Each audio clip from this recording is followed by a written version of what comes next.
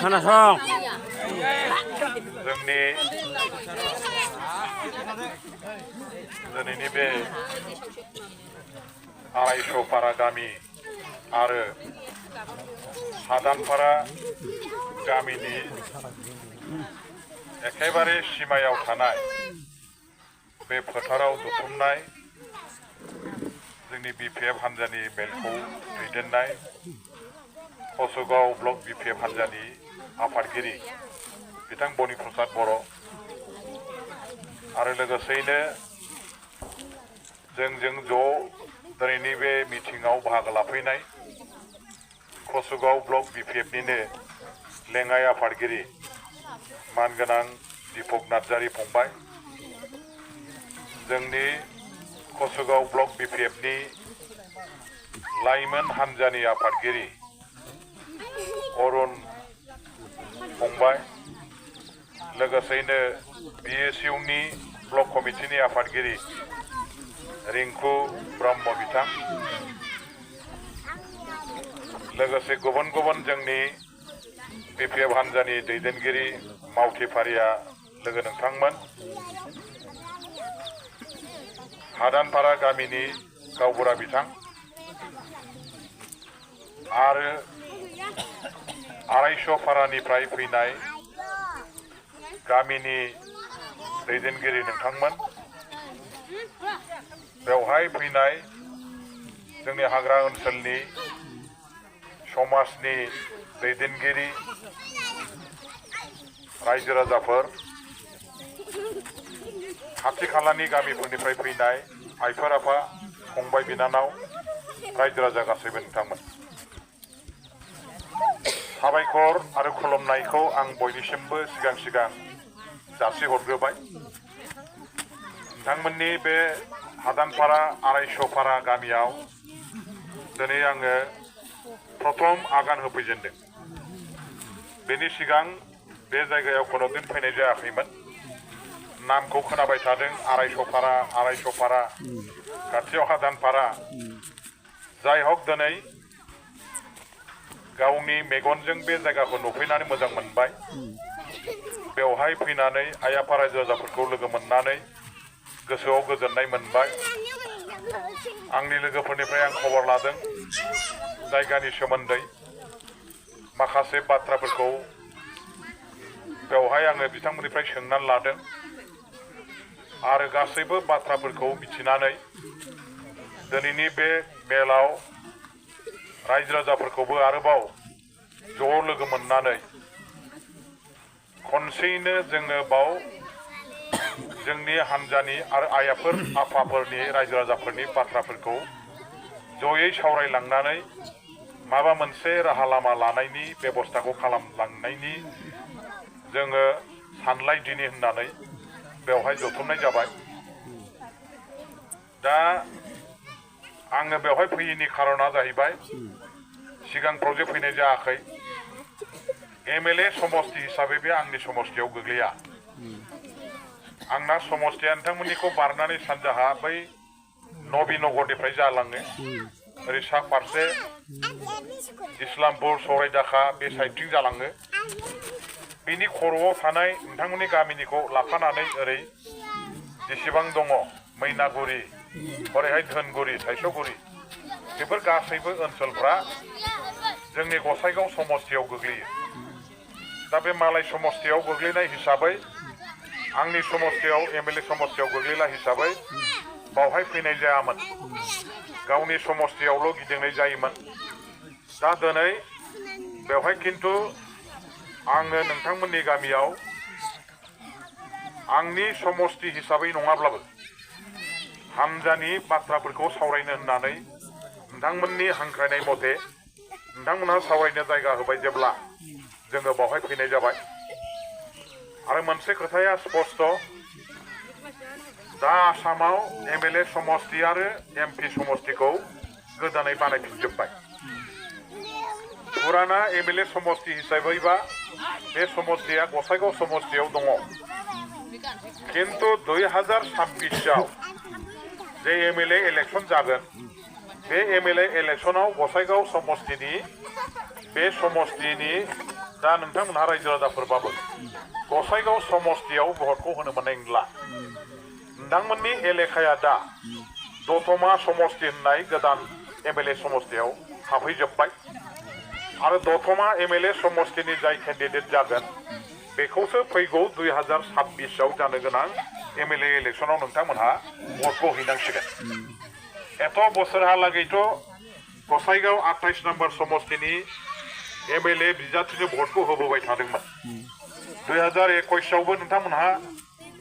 MLA समस्ति हिसाबै गसाइगावनिनो MLA केन्डिडेटनो भट होदों जाहा आदा माजेन्द्र नार्जारिया देरहादोंमोन उनावहालागै कर'ना बेरामाव गोग्लैना बिथाङा थैलांबाय दुखुनांथाव खाफाल हावरियानि बाथ्रा उनाव आरोबाव उफ्रा बिसायख'थि जाबाय बेवहाय जोंहा दा इउपिपिएल हान्जानिफ्राय जिरन बसुमतारिया देरहानानै दङ दा नोंथांमोननि नैबे जायगाया जिरन बसुमतारिनि एमएलए समस्तिनि सिङाव दङ नोंथांमोनहा जिरन बसुमतारि बिथां एमएलएनि साफा साफा नोगोरारि हिसाबै दंथ'यो खिन्थु बेयो 2026 आव थाहैनाय नंला 2026 नि एमएलए इलेक्शनाव बे एलेखाया दतमा समस्तिजों गोग्लैबाय हिसाबै एबार नोंथांमोनहा दतमा समस्तिनि एमएलए केन्डिडेट हिसाबै जाय फैगोन नोंथांमोनहा जे हान्जायाव दङ बे हान्जानि दतमानि केन्डिडेटनोसो भट होनांगौ जाबाय दा आङो दिनैहाय बावहाय फैनायनि खारना जाबाय आङो 29 नं क'क्राझार समस्तिनि एमएलए हिसाबै दङबाबो 29 नं क'क्राझार समस्तिनि जेसेबां एलेखा दङ बे एलेखाफोरखौ मोनब्रै समस्तियाव बुखावदों एमएलए समस्ति हिसाबै गोदान एमएलए मोनब्रै समस्तियाव दा 29 नं क'क्राझार समस्तिया गोग्लैनानै दं 29 नम्बर समस्ति हिसाबै दा गैला सोनाब क'क्राझार समस्ति हिसाबै गैला खावसे एलेखायानो आगोलनि सोनाब क'क्राझारनि खावसे एमएलए समस्ति एलेखाया दतमा समस्तियाव गोग्लैनानै दा दङ बांसिन एलेखायानो दतमा समस्तियाव दं आंनि जोनोम गामि बानुगाव होनना बुङो फुथिमारि खाथियाव बे बानुगाव गामिया गोदो क'क्राझार सानजा समस्तियाव गोग्लैयोमोन सोरमांगा जिङाव थानाय गामि दा बे सानजा क'क्राझार समस्तियाव गोग्लैला बेबो सानजा क'क्राझार समस्तिनिफ्राय दानख'ना लाबोनानै दा दतमा समस्तियाव गोग्लैफैबाय दा ओरै बनरगाव खाग्राबारि चन्द्रपारासिम बेयो दतमा समस्ति सानजा क'क्राझारनि माखासे एलेखा सोनाब क'क्राझारनि 50% एलेखा आरो गसाइगाव समस्तियाव थानाय माखासे माने 20% सो एलेखाखौ लानानैनो दा दतमा समस्ति जादों दा बांसिन एलेखाया सोनाब क'क्राझार समस्तियाव पुराना जे समस्ति दंमोन बिनि बांसिन एलेखायानो दतमा समस्तियाव गोग्लैनायखाय दा आरो आंनाबो जोनोम गामिया आं जे गामियाव जोनोम जादों बे गामिया दतमा समस्तियाव गोग्लैयैखाय फैगौ 2026 नि एमएलए इलेक्शननि गेलेहैनांगौ समस्ति हिसाबै आं दा नैबे दतमा समस्तिखौनो बांसिन सायख'नानै लाबाय थादों आंखौ आंनि जाय हान्जानि नेता हाग्रामा महिलारि बिथाङा बुंबाय थादों नोङो दतमायाव गेलेयो ना बावखुंग्रियाव गेलेयो थारमाने मोननै समस्तिया आंनि समस्तिया बांसिनै मोननै समस्तियाव गोलैदों 1 नम्बरा दतमा 2 नम्बरा बावखुंग्रि बिथाङा आंखौ बुंबाय थादों जे दतमायाव गेलेयो ना बावखुंग्रियाव गेलेयो नों बेखौ थिक खालामनानै खामानि मावबाय था बिदि होनना बुंदों दा बांसिनै आङो दा मा खालामदों एलेखाया नैबे माबायावहाय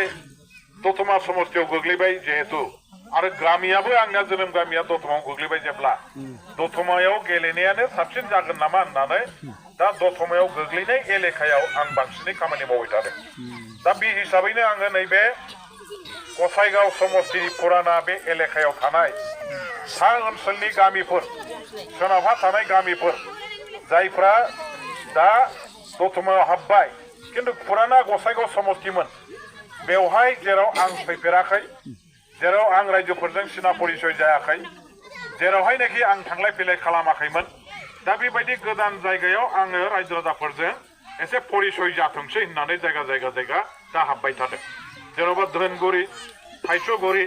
लावख्रिगुरि बा दा दिनै नोंथांमोननि हादानपारा आरायस'पारा बेफोर जायगायाव आं गिदिङाखैमोन समस्तिया जिहेतु आंनि नङा बे गसाइगाव समस्तिमोन खिन्थु दतमायाव हाबबाय जेब्ला आंबो बोरैबा हयतोबा दतमायावनो एमएलए इलेक्सनाव बेवनो जुदि गेलेहैनांगौ जायोबा 2026 आव जानो गोनां इलेक्सनाव होमबाथ' आं बे जायगानि आइ आफा रायजो राजाफोरखौ लानानै गेलेनांगोन बे जायगानि आइ आफा रायजो राजाफोरनि समर्थन लानांगोन बेखायनो बेफोर एलेखाखौ दा गामि गामि थांनानै रायजोफोरजों बिदिनो दिनैनि बायदि जग्राब मिटिं खुंनानै मोनसे एसे परिचय जालायथोंसै सिनायलायनाय जाथोंसै मिथिलायनाय जाथोंसै एरियाफोरखौ एसे गन्थं मोखां नायलायनाय बायदि नैबे माबाजों थागिदाजों दा जायगा जायगा बेबायदि गामि गामि गिदिंनाय जादों मिटिं खुंनाय जादों दिनै नोंथांमोननि गामियाव थिग बे उद्देश्यजोंनो खुंनाय जादों ओमफ्राय मोनसे खोथाया जाहैबाय मा जे बेवहाय आंनि लोगोफ्रा आंनो खोन्थादों जे जोंनि बिपिएफ हान्जाया खोब दुरबलनो बिपिएफ हान्जाया नांगालनि हान्जाया खोब दुरबल बारा गैबाङा होनना खोनाबाय थादों बेखौ आंनि लोगोफ्रा खोन्थाबाय थादों बांसिनै बेवहाय जाहा इउपिपिएलनि हान्जानि मानसिफ्रानो बांसिन दं होननायखौ मिथिदां दा होमब्लाबो जायगाफ्राव एसे सोलाय सोल' मानसिफोरनि गेजेराव साननायफ्रा फैदों बेखौ मिथिबाय थादों जे इउपिपिएलआव दङबाबो रायजो राजाफ्रा दा इउपिपिएलनि माखासे खामानि मावनाय दांनायफोरखौ गनायनो हाया जाबाय थादों बिथांमोनहा जेखिनि बाथ्रा खोथा होदोंमोन मोनसेबो बाथ्रा खोथा जबानफोरखौ लाखिनो हायैलाय रायजोफोरनो मावनानै होनायनि बाथ्रा बुंनायफोरखौ मावफुंना होनो हायैलाय एलेखाफ्राव खुनु डेभेलपमेन्टनि खामानि दामानि जायैखौ नुनानै जे आसाजोंनाखि रायजो राजाफ्रा इउपिपिएलजों थांदोंमोन बेफोर आसाफ्रा मोनफा मोनफा फेलें जाजोबलांबाय फारसेथिं पुरन खालामनायनि समाया गैला बोसोरसेयानो गैला नै 7 मास 8 मासल'सै आरो बेखिनियावलाय मा पुरन खालामबावनो हानो नैबे खारनाव दा बिसोरबो आरोबाव सरकाराव फैनानै रायजोफोरखौ थगायबाय गामिनि आइ आफाफोरखौ भटआव देरहानायनि थाखायल' गोदै गोथाव बाथ्रा बुंनानै माखासे गिदिर बाथ्राफोरनि जबान होनानै आश्वास होनानै भटआ लागबाय सरकारा बानायबाय दा सरकाराव थानानै जोंनि रायजो राजाफोरनो जबान होनायखौ जेबो मावफुङाखै नैबे खारनाव दा रायजोफ्रा बिसास गोमाबाय इउपिपिएलनि पक्षे फोथायनो गोब्राब मोनबाय आरो जेबो आसा खालामनानै लाब गैला आरो बेबायदिखायनो रायजोफ्रा दा मोनसे सोलायनायनि सिन्था सरसाखौ खालामबाय नांगौबा बिपिएफजों थानानै खामानि मावफिनसै खारन हाग्रामा महिलारिनि आमोलाव 17 बोसोराव बिथाङा जेरैबायदि खामानि मावदों बिटिसि ओनसोलाव जेबोआनो गैयामोन मेडिकेल कलेज गैयामोन मेडिकेल कलेज लाबोनानै नोंथांमोननि जोंनि बिदा फंबाय फिसा फिसौफ्रा दिनैहाय क'क्राझाराव ओंखाम गोजां जानानै न'निफ्राय थांनानै डाक्टार फरायनो हानाय मेडिकेल कलेज दिनै लाबोबाय जे मेडिकेल एबा डाक्टार फरायनो थाखाय डिब्रुगड़ गुवाहाटी जरहाटआव सिलचराव थांना फरायहैनांगौमोन जोंनि डाक्टार फरायनो थाहैनाय बर' सेंग्रा सिख्लाफ्रा हारसा असमियाफोरजों बुजानानै रेगिं खालामजानानै थानो हायैनि थाखाय खारबोफिननो गोनां जायोमोन डाक्टारानो जोंहा जोंनि जाथियाव जों गैयामोन बुंनो थाङोब्ला जेसेबां जानांगौ बेबायदि डाक्टार फरायनानै मानसि जानो हायामोन फरायहैनो हायामोन थानो हायै बायदि अत्याचार खालामोमोन दिनै जोङो जायगायावनो क'क्राझाराव बे मेडिकेल कलेज डाक्टार फरायनायनि कलेजखौ जों लुनानै लानो हाबाय जोंनि बर' फिसाफ्रा बाव डाक्टार फरायगासिनो दा दङ बेसे मोजां जाखो बेखौ हाग्रामा महिलारिया खालामबाय जे इन्जिनियार कलेज जोंनाव गैयामोन दिनै माने गुवाहाटी जरहाट डिब्रुगड़ सिलचराव थांना फरायहैनांगौमोन बेवबो बे एखे समस्या जे बर' सेंग्रा सिख्लाफोरखौ इन्जिनियार फरायनो थाहैनाय मानसिफोरखौ बुला बुलि खालामो असमिया सेंग्रा सिख्ला हारसाफ्रा बेबायदियाव खारबोफिननाङो फरायनाया आद्रा जायो नै दा जोंहा क'क्राझाराव हरचन्द्रपारायावनो इन्जिनियारिं कलेज फरायबाय साइकेलजों हान्थिनानै इन्जिनियार फरायनो हायो गरिब गुन्द्रानि फिसाफ्रा गुवाहाटीयाव थांनानै लजिंआव हस्टेलाव थाना फरायनो हाया डिब्रुगड़आव सिलचराव थांनानै इन्जिनियार फरायहैनो हाया हस्टेलाव थानानै दा खिन्थु बे गरिब गुन्द्रानि फिसाफ्राबो दिनै गावनि न'नि बिमा बिफानि संनाय ओंखाम ओंख्रिखौ जानानै साइकेल सालायनानै क'क्राझाराव इन्जिनियारिं फरायगासिनो दं इन्जिनियार जागासिनो दं बेबायदि मेला जागासिनो दं आरो दिनैहाय माने देबरगावआव जोंहा इउनिभार्सिटि जाबाय कलेज फरायबाय बिए पास जाबाय दाना एमए फरायनांगौ एमएससि फरायनांगौ मा फरायनोमोन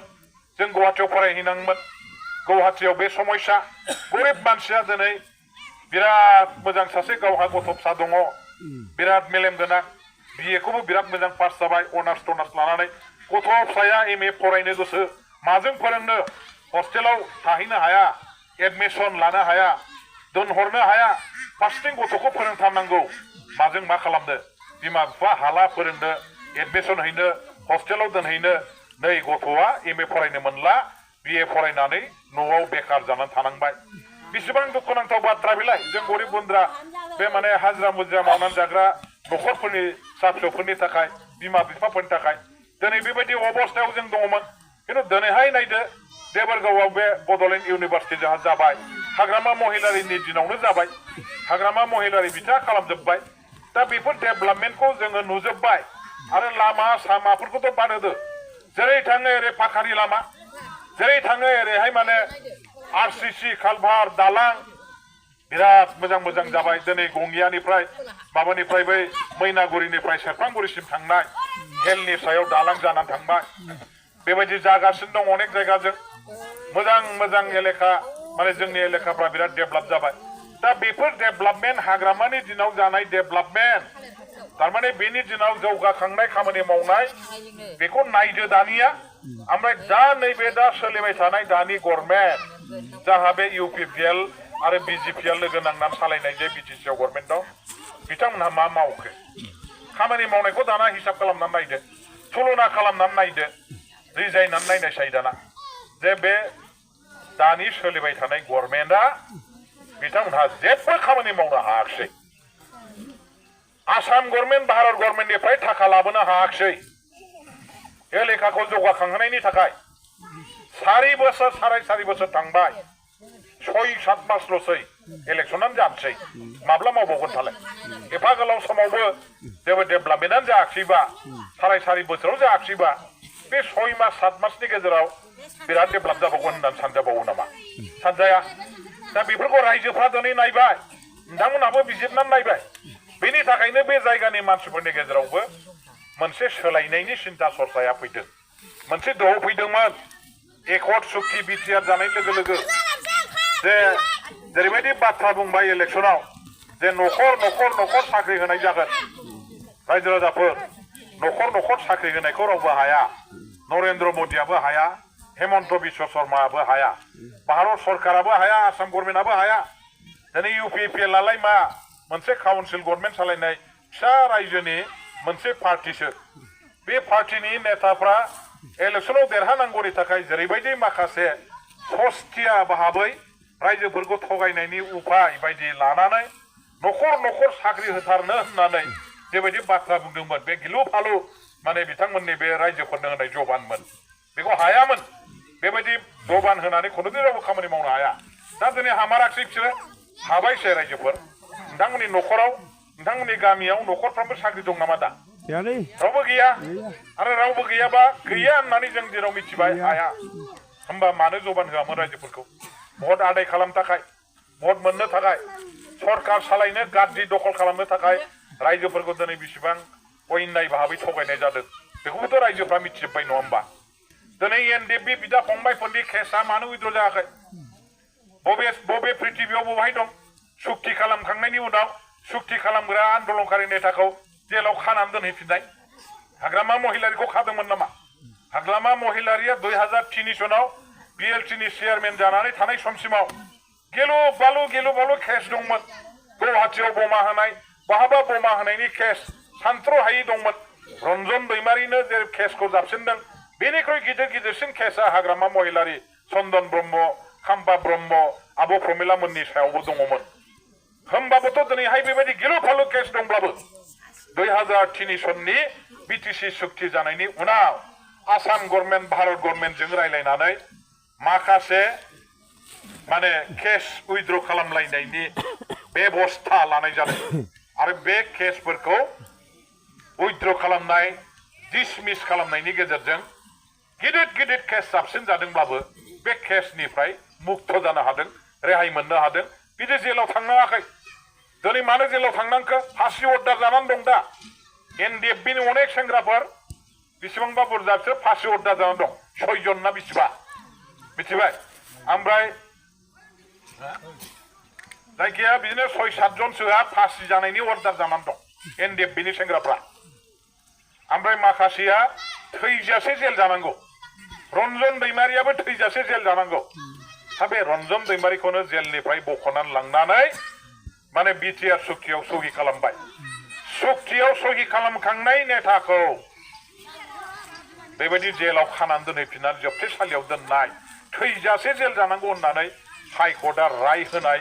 बेबायदि खुनु आन्दोलनकारि नेताफोरखौ जों खुनु जायगायाव नुफेराखै दिनै एकमात्र नैबे बिटिसि गभर्नमेन्टखौ जायफोर सालायबाय थादों बिथांमोननि खामानि मावनो उदायैनि थाखाय रोङैनि थाखायनो जेसेबां केसआव गोग्लैनाय सेंग्राफोर दङ बे सेंग्राफ्रा सानफ्रोमबो कर्ट कासारि बेवहाय थांनो गोनां जाबाय थादों थाखा गैया फैसा गैया जोंनाव बिहैलाबाय थायो हनै बहाबा उदालगुरियाव केस सालायहैनांगौ एनडिएफबिनि सेंग्राफोर थाङो बहाबा क'क्राझाराव केसनि थारिख जादों जोंनाव थाङो फैसा बिनो केस सालायनो बेबायदि बिराद हाहाकार अबस्थायाव दङ गुवाहाटीनि जेलाव थांनाय मानसिफोरनि जेलनि थाखाय केस सालायनो फैसा नांगौ जोंनाव बिजाहैयो दिनै मानो बिदि जाखो बे जानायनि आसल खारना जाबाय बिटिआर सुक्ति खालामनानै फैग्रा बे नेताफ्रा गावसोरनि आन्दोलनकारि लोगोफोरनि केस जाबसिननायखौ डिसमिस खालामनो थाखाय फोजोबनानै लानो थाखाय आसाम गभर्नमेन्ट भारत गभर्नमेन्टजों जेखिनि माखासे राहा लामा लानांगौमोन खायदा बुद्धि बिथांमोनहा बाहायनांगौमोन नैबेखौ बाहायनो रोङैयाव बेबायदि राहा लामाखौ लानो रोङैयाव दिनैहाय बिसोरो जेल जानो गोनां जाबाय फासि अर्डार जानो गोनां जाबाय थैजासे जोबथेसालियाव थानो गोनां जाबाय बे दा बेबायदियाव दिनैहाय जोंनि बर' रायजो राजाफोर आन्दोलनकारिफ्रा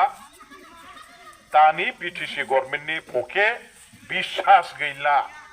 सोरजों जेबो जाला सोर जेबो उदायला नैबे साननाया दा मानसिफोरनाव फैखांजोबदों बिदि जाबाय थादों आरो दिनैहाय नाय नोंथांमोनहा जे आन्दोलनाव जेसेबां गावथारजानाय मानसिफोर दं बे आन्दोलनाव गावथारजानाय मुंख्लं नखरफोरनो 5 लाख थाखा होनांगौ क्षतिपूरण हिसाबै बे क्षतिपूरणखौबो दिनैसिम बिटिसि गभर्नमेन्टआ होनो हायाखै बेखौ बिटिसिनि फैसाजों होनाङा बे फैसाया जाबाय आसाम गभर्नमेन्टनि फैसा आसाम गभर्नमेन्टनिफ्राय बिनानै लाबोनांगौ गासै इसिबांस' 5,000 जन मुंख्लं नखरफोर दङ 5,000 जन मुंख्लं नखरनो 5 लाखखौ थाबैनो होनांगौनि थाखाय आसाम गभर्नमेन्टनिफ्राय थाखाखौ बिनानै लाबोनांगौमोन बेखौ बिनानै लाबोनो रोङैयाव मुंख्लं नखरफ्रा दिनैहाय बिसोरो थाखा मोनाखिसै कम्पेनसेसनखौ क्षतिपूरणखौ मोनाखिसै बेबायदि माखासे बिथांमोननि खामानि मावनायाव गासैबो फेलें जानायखौ नुनानै सारा बिटिसि ओनसोलाव मोनसे खुद्रिखांनाया फैदों बे इउपिपिएलनि अर्थात ट्रेक्टर पार्टीनि गभर्नमेन्ट सालायनाया जायाखिसै आरो बे ट्रेक्टर पार्टीनि गभर्नमेन्ट सालायनायजों जोंनि बर' जाथिनि जौगाखांनाया कुनुदिन जाफुंनाय नङा आरो बर' जाथिया बे सरकारनि जायाखिसै उन्नति जायाखिसै आइ आफाफोरनि जोंनि गथ' गथायनि ओनसोलनि जेबो लाब जायाखिसै नैबेखौ बुजिनानै दा रायजो राजाफ्रा पार्टी सोलायनायनि बाथ्राखौ जेरावबो सावरायदों सानजा सोनाब सा खोला जों जेराव थांदों बेवहाय मिथिदों जे आइ आफा रायजो राजाफ्रा जे भुल खालामबाय थांनाय समावहाय परिबर्तन होननायाव परिबर्तननि जय गान गायफादोंमोन आरो गोदै गोथाव प्रमद बर'नि माखासे लेक्सारफोरखौ खोनानानै इउपिपिएलखौ गोदान सोदान राजनितियाव फैबाय जेब्ला बिथांमोननि बाथ्राफ्रा नंगौआनो जागोन बिसोर थगायनाय नङा मोनसे बिसास दंमोन रायजोफ्रा बेबायदि बिसासखौ लानानैनो मावगोनखौ आसा खालामनानै खनसेखौ बिसोरखौ नायदोनि होननानै दोलै नोगोरै इउपिपिएलजों थांनानै भट होदलाबायदों सरकाराव फैबायबो दे थिगैनो दं खिन्थु मोजाङै मावनो हानांगौमोन हायाखिसै बिसोरो रायजोफोरनि थाखाय मावनो गावसोर जबान होनाय बाथ्राफोरखौ मोनसेबो लाखिनो हायाखिसै दा लाखिनो हायाखिसै नालाय फेलें जाबाय नालाय रायजोफ्रा बिसोरखौ बुंबाय मा बिसोरबो थगायसुलासो बिसोरबो थगायदोंसो आरो थगायनानै जोंखौ जोंनि भटखौ लानानै दिनै गावसोरा माने राजा महाराजा जानानै गावसोरनि थाखायल' सिन्था खालामबाय आइ आफा रायजो राजाफोरनि थाखाय जेबो सिन्था खालामाखिसै बेखायनो जोङो दिनै आरोबाव गले गले थगायजानायाव गैला सेकेन्ड टाइम जों थगायजानायाव गैला खनसे जे थगायजाबाय भुल क्रमे हमदांनो हायैयाव बुजिस'यैयाव जों थांफानानै जे गल जाबाय एबार आरो जोङो सेकेन्ड टाइम गल जानो हाया जों थगायजानो हाया होननानै मानसिफ्रा सोलायनायनि दल सोलायनायनि माखासे दौआ दा फैदों आं नोंथांमोननि बे जायगानि आइ आफा रायजो राजाफोरखौबो खावलायगोन मैया दाख्लैसिम नोंथांमोनहा बबे दलाव दङमोन बेखौ आङो दिनैहाय बुंनो साना थाबाय अनेक जायगायावनो दं नोंथांमोन बायदि बे जायगानि आइ आफाफ्रा जेरै थादों अनेक जायगानि मानसिफ्राबो दङ खिन्थु गुबुन गुबुन जायगायावबो दिनैहाय जेराव सोलायनायनि मोनसे गिलु फालु बारहावाया जाबाय फैगौ 2025नि एप्रिल मासाव जानो गोनां बिटिसि इलेक्सन बावलिया 7 मास 8 मासनि उनाव बिटिसि इलेक्सन जासिगोन बे बिटिसि इलेक्सननि दारैनो एबार हाग्रामा महिलारिनि दैदेननायाव जोंनि बिटिसि ओनसोलाव बिपिएफनि सरकार लाबोनांगौनि थाखाय मानसिफ्रा बयबो बुंदों दा बयबो बुंदों मा जे हाग्रामा महिलारिया सिदा सादा मानसि बे बारा गोदै गोथाव बाथ्रा बुंनो रोङा बियो आखाइजों मावनानै देखायग्रा मानसि खामानि मावनानै देखायग्रा मानसि इउपिपिएलनि नेताफ्रा गिलु फालु गोदै गोथाव बाथ्रा बुंनो गोरों खिन्थु बिसोर हले खामाजों आखाइजों खामानि मावनो रोङा मावनानै देखायनो रोङा खिन्थु हाग्रामा महिलारिया हयथ' गोदै गोथाव बाथ्रा बुंनो हाया जानो हागौ खिन्थु बिथाङा खामानि मावनायजों गावनि मावनायनि रोंगौथिखौ देखायगासिनो दं डेभेलपमेन्टखौ बिथाङानो खालामगासिनो दं बेखायनो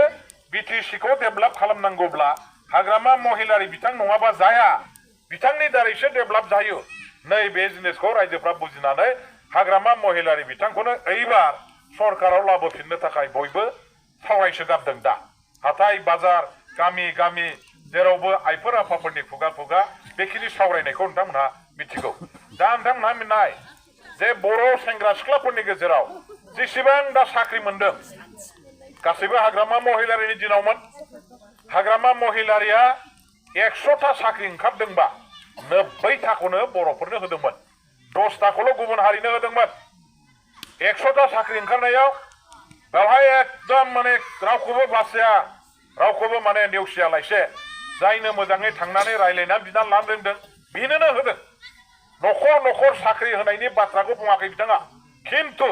जायफ्रा थांनानै मोजाङै सावरायनानै इन्टारभिउ होनानै साख्रिखौ बिनानै लानो रोंदों बेबायदि मानसिफ्रा मोनदों अनेक सेंग्रा सिख्ला बर' सेंग्रा सिख्लाफ्रा दा साख्रि मोननानै दं खिन्थु दानिया नायनाय सायफोरा फाफोर जोंनि बिटिसिआव गासै 6-7 हाजारनि बारा पस्ट खालि दङमोन थार्ड ग्रेड फर्थ ग्रेडनि साख्रि आरो थार्ड ग्रेड फर्थ ग्रेडनि साख्रिखौ आसाम गभर्नमेन्टआ होनो मोना बिटिसिआव थार्ड ग्रेड फर्थ ग्रेड अर्थात चौकीदार पियन केरानिनि साख्रिखौ बिटिसि गभर्नमेन्टआ गावनो डाइरेक्ट होनो हायो आसाम गभर्नमेन्टआव सोंनाङा आरो आसाम गभर्नमेन्टआ बिटिसिआव बे साख्रिखौ होनो मोना बेवहाय बिटिसि गभर्नमेन्टआसो होगोन दा बे हिसाबै मा खालामनांगौमोन बिथांमोनहा जे जोंनियाव चौकीदार पियन केरानिनि 7,000-8,000टा साख्रिया पस्ट खालि जानानै दङमोन दा बे साख्रिखौ जोंनि बिटिसि सरकारा होनो हायोमोन होआलासे बिसोर दोनबाय थानायाव मा खालामबाय दा आसाम गभर्नमेन्टनिफ्राय हिमन्त बिश्व शर्मा मानगोनां मुख्यमन्त्रिया गावनि चिफ सेक्रेटारिखौ बुंनानै बिटिसि गभर्नमेन्टनो मोनसे लेटार लिरहरदों स्टिक लिरहरदों बे स्टिकआव मामोन जे बिथांमोनहा बुंबाय नोंथांमोननि बिटिसिआव चौकीदार पियन आरो केरानिनि जे 6-7 हाजारटा साख्रि दङ पस्ट खालि दङ बेखौ आसाम गभर्नमेन्टनो दिसपुराव हरजोबनांगौ होननानै आसाम गभर्नमेन्टनो दिसपुराव हरजोबनांगौ होननानै बिथांमोनहा बिहरदों आसामनि चिफ सेक्रेटारिया खननै ना बेसेबांबा लेटार लिरहरनायाव बिसोर हराखैमोन बिटिसिआ बेनिफ्राय लास्ट खनसे हरबावदों आरो बेवहाय वार्निं हरदों आसाम गभर्नमेन्टआ बिटिसि गभर्नमेन्टखौ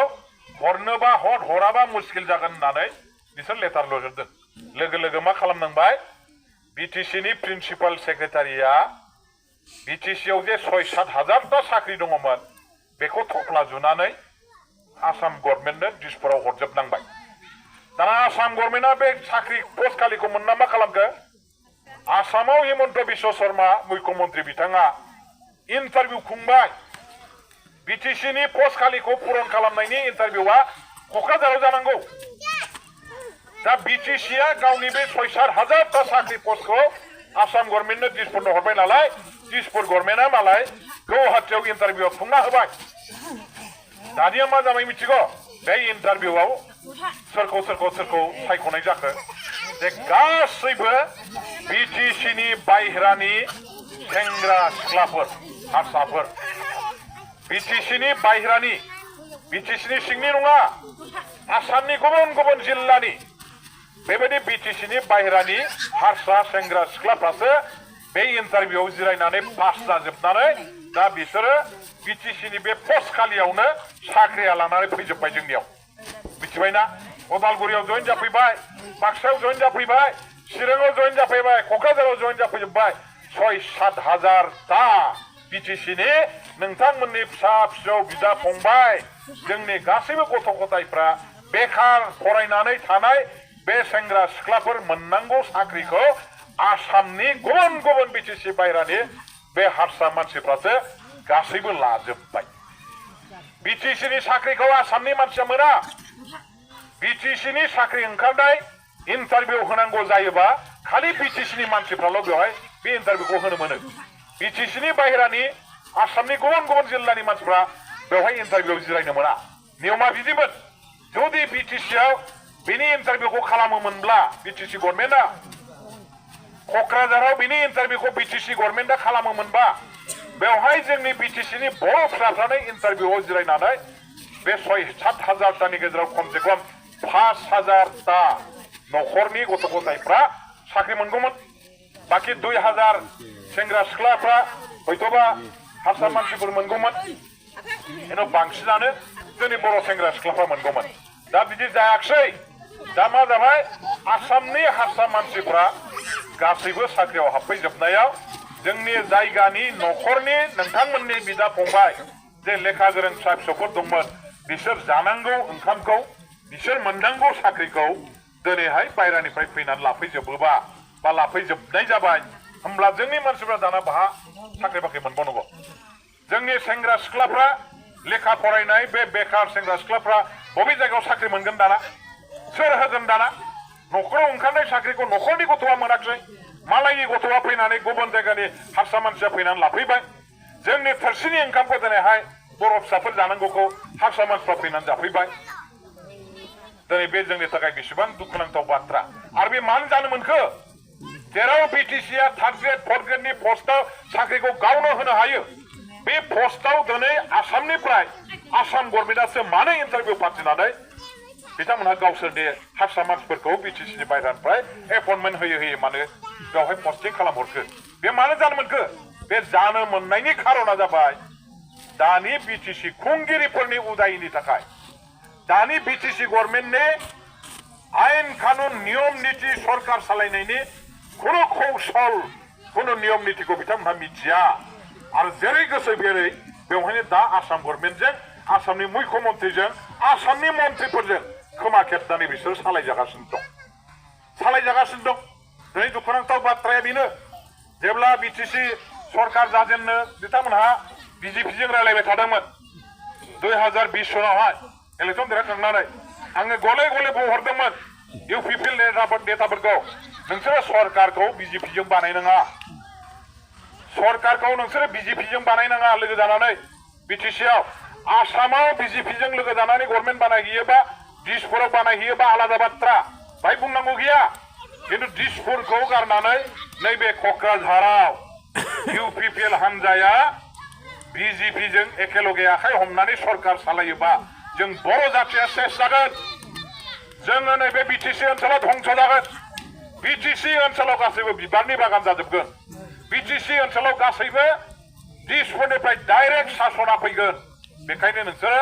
बिजेपिजों गभर्नमेन्ट सालायनाङा लोगो जानानै नांगौबा बिपिएफजोंनो गभर्नमेन्ट सालाय बिपिएफ हान्जाजों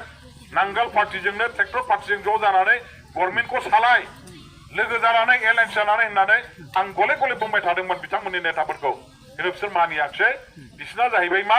जेरैखि जाया हाग्रामा महिलारिखौ गादब बुदब माने गाख्रब बुख्रब खालामनानै बेखौ दुरबल खालामनांगौ हाग्रामाखौ क्षमतानिफ्राय आउट खालामनांगौ बेल'नो बिथांमोननि मोनसे उद्देश्यमोन दा बे कारनाव बिसोरो बिपिएफजों ट्रेक्टर पार्टिया नांगोल पार्टिजों एलायन्स जायालासे बिजेपिजों गभर्नमेन्ट सालायबाय दाना बिजेपिया नैबे गोरलै सेंग्राफोरनि दल इउपिपिएल दला जाबाय गोदान दल आरो बेवहाय माने एबसुनि सोरबा लिडार जानानै राजनितियाव गोदान सोदान थांगोदान मानसिसो गागि नङा बिसोर राजनितियाव फुराना नङा बिसोरो राजनितियाव एकदम गोरलै मानसिफोर बेबायदि गोरलै राजनितियाव फैगोदान मानसिफोरखौ गागि फुराना माने एखेबारे गोदो गोदायनिफ्राय राजनिति खालामग्रा नेताफ्रा जेरै गोसो एरैहाय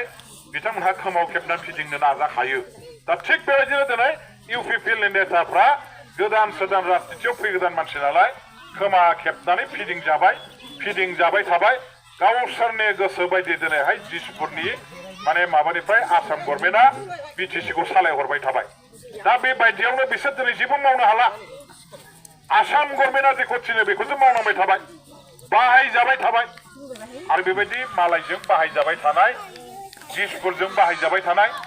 हारसा मानसिफोरजों बाहायबाय थाजानाय बे पार्टिनि गभर्नमेन्टजों जोंनि बिटिसिआ खुनुदिनबो थांनानै थाला धंस जासिगोन आइफोराबाबो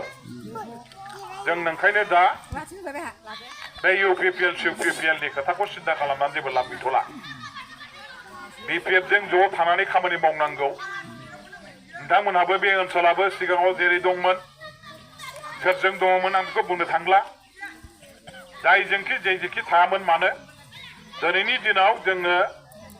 सोरबा बिजेपि दङबा बिजेपिखौ गारनानै सोरबा इउपिपिएल दङबा इउपिपिएलजों थायालासेनो बिपिएफजों फैनानै नोंथांमोनहा खामानि मावदो आङो बेखौ खावलायगोन नोंथांमोननि एलेकायाव गोबां खामानि मावनांगौ दं दहाय जोंहा गावबुरा बिथाङाबो बुंदों गारजासालियाव माबा मोनसे जिरायसालि न' नांगौनो बेथ' बिराद गोरलै बाथ्रा बेखौ आरो माने खुनु सिन्था खालामनांगौआनो गैया बेखौ आङो आंनि एमएलए फान्डजों आरामसे खामानि मावहरनो हायो आंहा एमएलए फान्ड थायो बे एमएलए फान्डजों आङो बे खामानिखौ मावहरगोन रायजो राजाफोरनि खामानि मावनोनो जों एमएलएनाव जे फान्ड थायो बेफोर फान्डजों जोङो खामानि मावनो हायो बे मासावनो फैनायनि बाथ्रा एमएलए फान्डआ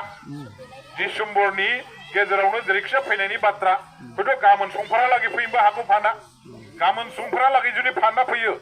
होमबालाय बे आसनिखौ हमनानै आङो बहाय सेंसन हरनाया आंनि थाखायथ' गिदिर बाथ्रा नङा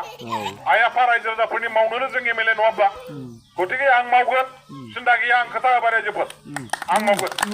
गतिके बाहाय जेबो सन्देह दाला गावबुराया रायजोफोरनि जानानै बिथाङा बुंदों गावबुरानि बुंनाय माने बहाय थानाय 100 जन आइ आफा रायजो राजाफोरनि न'खरफोरनि बुंनाय होनना आं साननानै लाबाय दा आइ आफाफोरनि आशीर्बाद आइ आफाफोरनि हेफाजाब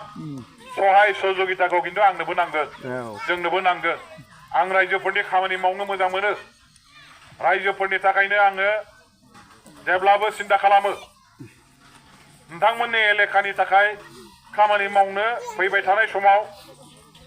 जिहेतु खाबु मोनगोन मैया दाख्लिसिम बे दस्रा समस्ति हिसाबै आं बेवहाय जेन'बा जेबो सिन्था खालामनो हायाखै खालामनायनि बाथ्राबो नङा दा एमएलए फान्डआ आंनि आखायाव थायो हिसाबै आंनि एप्रुभालजोंसो बेखौ खामानि मावनो हायो जिहेतु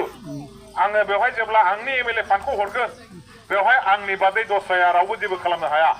बेनि कनस्ट्राक्सन कमिटिखौ आं एप्रुभाल खालामना होबानो बेवहाय नोंथांमोननि जायगाया दा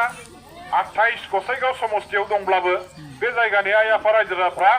आंनिफ्राय इउजार कमिटियाव एप्रुभाल लाखांनायनि उनाव दस्रा सोरबा एमएलए एमपि मन्त्रिमन्डलआबो जेबो खालामनो हाया गतिके बे जायगाया आपातत आंनि जायगायाव गोग्लैयाबाबो बेवहाय आंनि फान्डखौ हरनानैब्लाबो आं मावनो हायो खारन समस्तिया दतमायाव गोग्लैबाय आं बेखौ मावगोन जेबो सिन्था खालामनांगौ गैया रायजो राजाफ्रा नोंथांमोनाल' थिगैनो था अनेक खामानि मावनांगौ दङ लामाबो मावनांगौ दङ नैबे लामायाथ' मोनसे माबा बियो ओरैहाय बै थाकामफोरजों ओंखारहैयो नामा होनो बे थाकामफोरजों ओंखारहैनो बेफोरखौबो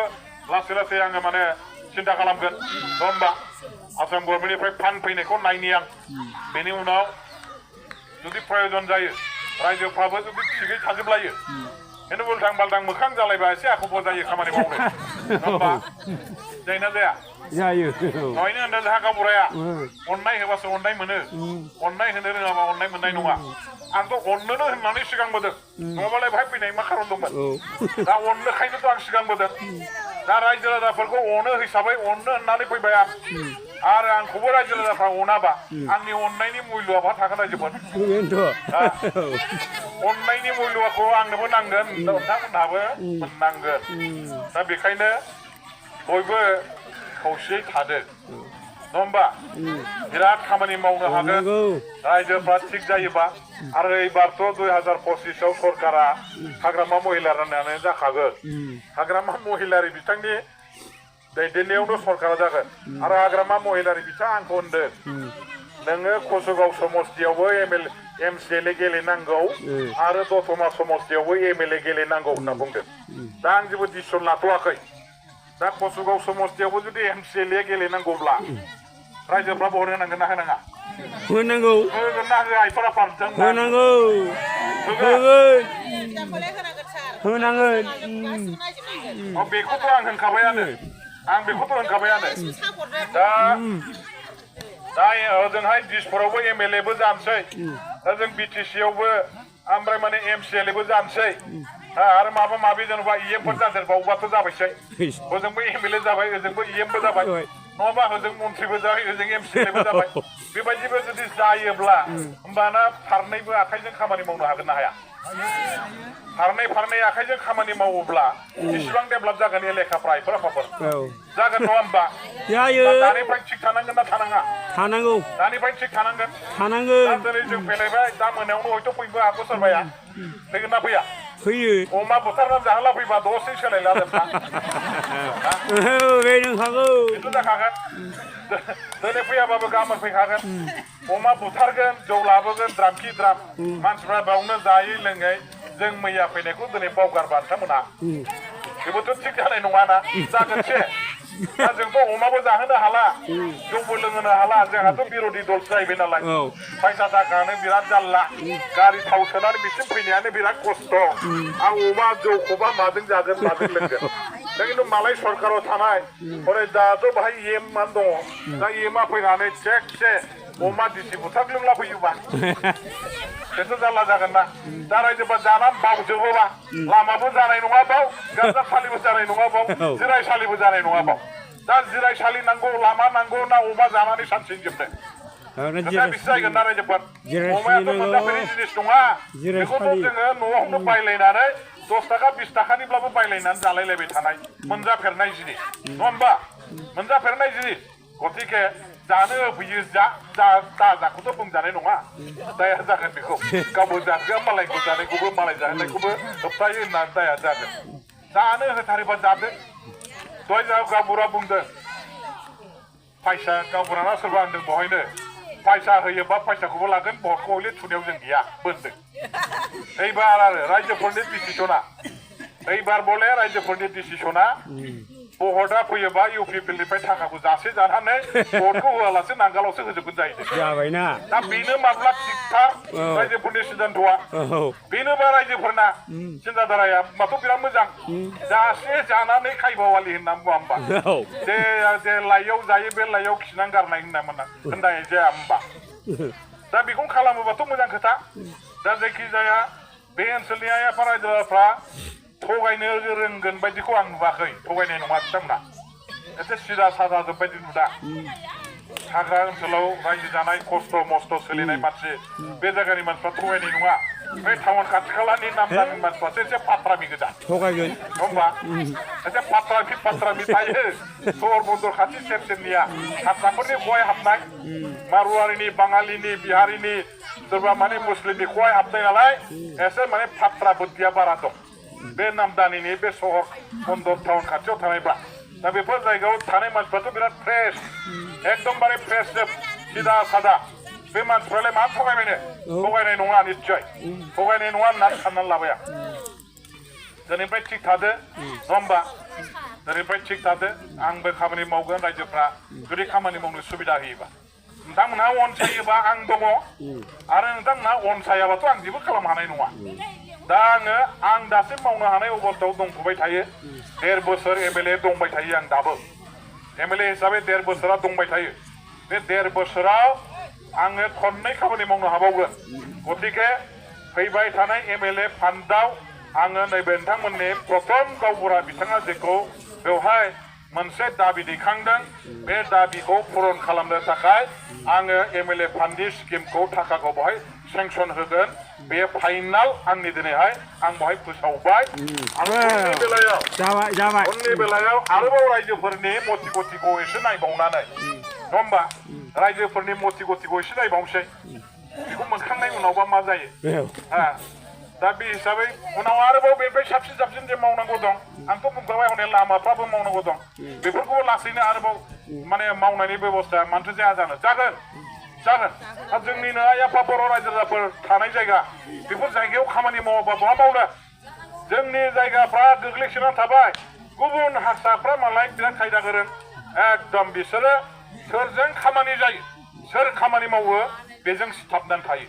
दा दिनै आं खामानि मावो हारसाफोरजों जायगायाव हारसाफ्रा बिराद सिथाबनानै थायो आंजों बिसोरनि जायगायाव बिराद लामा सामा बिराद मोजां जालाजोब्बाय दा जोंनासो बर'फ्रा माबा हनै माबा एखेबारे लेथें फेथें जादलायो मालाबा नै बिदियाव बेफोर जोंनि बर' ओनसोलफ्राव जायगाफ्रा बारा जौगाखांनो नागिराखै दा खिन्थु आं बेखायनो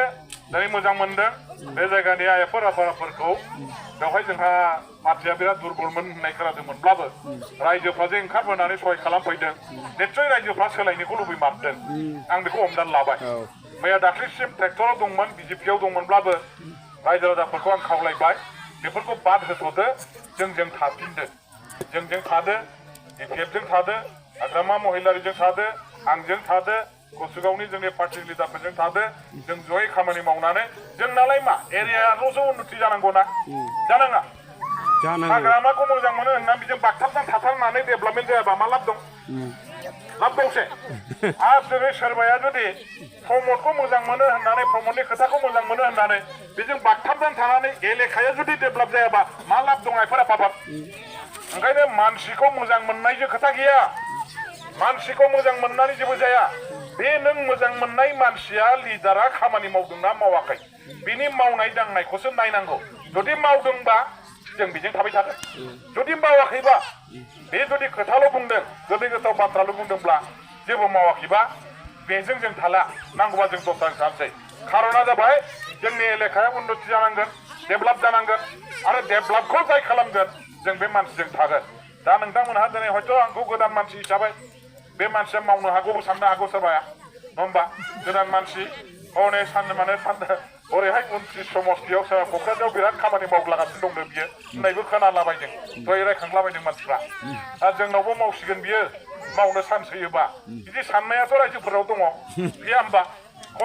खनसेखौ आनजाद नायनानै नायजाया होमबा नायजायो खनसे आनजाद नायदो मावमारना मावमारा उनाव मावाब्ला जाव जाथे बाय मैदेर होनाय बायदि हरबानो जाबाय ना मा होनो मालायफोरखौ एफाग्राब आनजाद नायबायब्ला भट होयै आंखौ मालाय खनसे नायनायाव माथो आपत्ति दं बिपिएफखौ मालाय खनसे नायनायाव माथो आपत्ति दं दा बेखायनो रायजोफोर आङो थगायलिखौ उदाया आरो मोजां मोना आं बिदिखौ बे रायजोफोरखौ 2 नम्बरनि खोथा बुंनानै बुरखाय लानानै एकदमबारे आन्दायज्ला होनाय बे मेजिकखौ आङो रोङा आंनिया जाबाय सिदा सिदि आं जाथिनि मोजां खामानि मावनो मोजां मोनो समाजनि खामानि मावनो मोजां मोनो उन्नतिनि खामानि मावनो मोजां मोनो आरो बे हिसाबै नोंथांमोननि जायगायाव आं दिनै आगान होफैदों नोंथांमोनहा मावनो सिखावहोयोबा आं मावसिगोन आरो खिन्थु नोंथांमोनहा आंजों थाफानांगोन आगे पिछे नङाबा हारसिं जेबो हानाय नङा बाहाय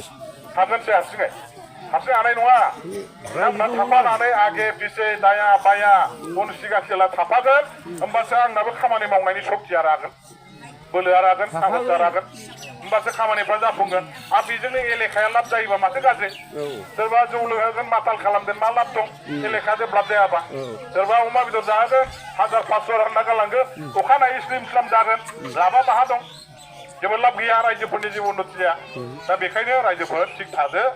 आं गोलाव खोथाखौ बुंला नोंथांमोननि एलेकायाव फैनानै मोजां मोनबाय हाग्रा सेराव रायजो जानाय नोंथांमोनहा माने आलो गोजोन शान्ति परिबेश गोजोन मोनसे थासारि बारहावायाव दङ गोदो खस्थ' मस्थ'मोन गोबां जाल्लायाव दङमोन पुलिसनि ख्राब आर्मिनि ख्राब भय फारसेथिं उग्रपन्थी फारसेथिं आर्मि पुलिस बेबायदि अनेक बिपद बाग्लायलांबाय सिगां समफ्राव दा बेफोर बिपदनिफ्राय जोङो आरायग' मोनबाय दा गोजोनै रायजो जाबाय था दावराव दावसि जानो नाङा गावजों गाव खौसेयै सोलिनानै था खालि दा मैदेरनि उपद्रब दं बेखौ थाखागोन हाग्रा सेराव रायजो जाबाय जेब्ला बेबायदि एसे माने मैदेरनि दावदेरनि एसे मोगा मोगियाथ' जानो गोनां जागोन आरो बेनि ट्रेनिंआ दंखायो नोंथांमोना मैदेरखौ बोरै मा खालामनांगौ खालामनाङा गतिके बेखिनिखौनो आं बुंबाय गोलाव खोथा बुंनो गोसो गैला